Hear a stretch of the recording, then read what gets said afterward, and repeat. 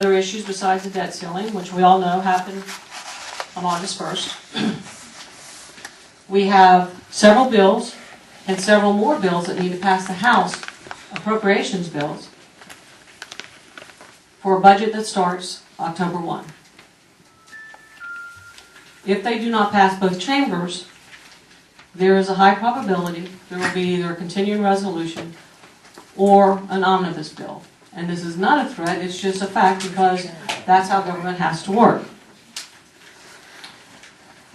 I'm going to go over one other thing and then we're going to start taking questions because there's someone I know very antsy back there who wants to ask a question. I have a lot of them. And I'm going to go over this right here. H.R. 2712, Workforce Revitalization Act. I filed the bill in the House, and what it does, if enacted, it will create a hub zone for Brevard County. Why is that important?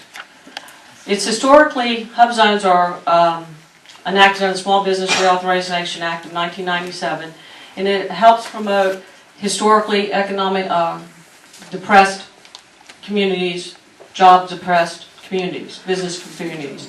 As you know, with the end of our shuttle program, we have a lot of people out of work. We're trying to encourage businesses to come to Brevard in Central Florida.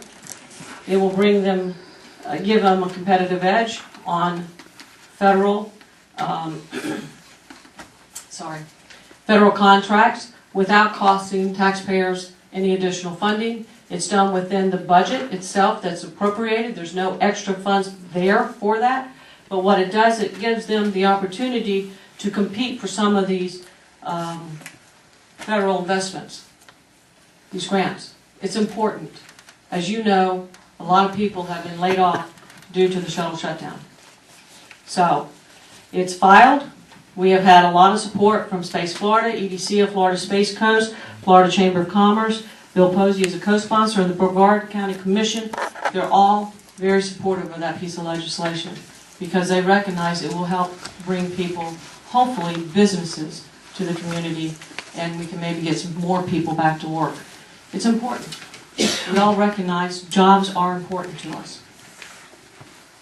So, in a nutshell, that's what's been happening since the last time we all met here in this chamber. And even I think we were in New Smyrna at one time, a lot of us. But that's what's been happening in Washington, D.C. And as you know, I come home, we meet, we talk, we are civil to each other, and we have an open, honest discussion. So with that, I'm going to go ahead and start. We're going to go to this side, and this side. Is that okay? Yeah. Everybody agree? Yeah. Anybody over here have questions? Balance of trade. Since the 80s, we've gone very, very negative on balance of trade. We're taking in imports has never been dreamed of before, and shipping out jobs. And is anybody working on, other than oil, we know that's the problem, but other than that, all of the products we're getting from Asia and all, is anybody working on some tariffs or any kind of bill that would reduce the deficit in the budget, in the balance of trade?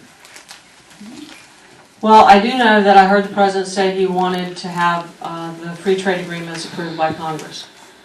And we are waiting for him to present those trade agreements to us. We've asked for them. We'll be working on that when he does present them to us.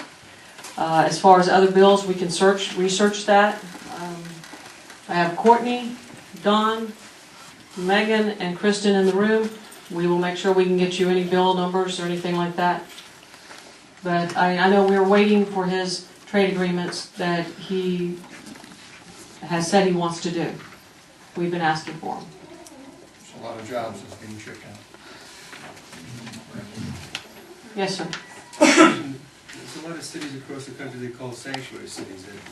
Speak up, please. Has anybody got my Lights up, Sanctuary cities, I have to speak to that. Sanctuary cities that disregard the illegal immigrants. They do not report them. I'm just curious, since we have such a spending problem, why do we spend federal money on cities that don't want to respect the federal government's rules? So why don't we cut off funding? Because like San Francisco doesn't want to. They want to be a sanctuary city. They should run themselves as their own little five to them without any federal help, since they want to run their own thing. Just curious, how can we cut off funding if they're not going to play by the same rules everybody else plays? Well, there are some bills relating to sanctuary cities, and we will get, if you give us your contact information, I will get you that information. I have seen those, I've read a couple of them, I just don't remember the bill number, and as I'm being taped, I want to make sure that we get the accurate information out there. Yes, sir.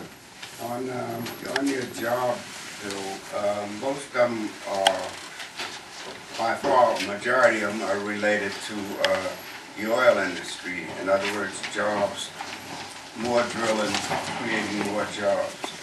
Is that the only other jobs bills that, I mean, is that the main focus of your job bills, that No, sir. more drilling to create more jobs? There is also some bills that I said on the regulatory issues, because what we're hearing is that a lot of the agencies are creating regulations, rules, and fees, and they're strangling a lot of our small businesses with these. And they've gone around the legislative process to do this. There are some of these rules that they're implementing that were in pieces of legislation that never passed both chambers. So if it was the intent of Congress, then Congress would have passed both chambers for that.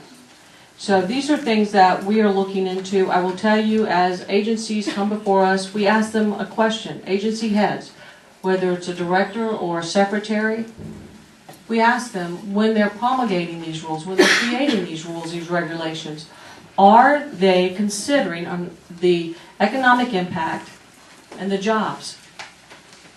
And more than not, they say no. Could you tell me any specific agency or any specific section of business that would create more people if they were deregulated? It's not the point of deregulation that's the problem. It's when you overregulate. And that's what we're seeing right now.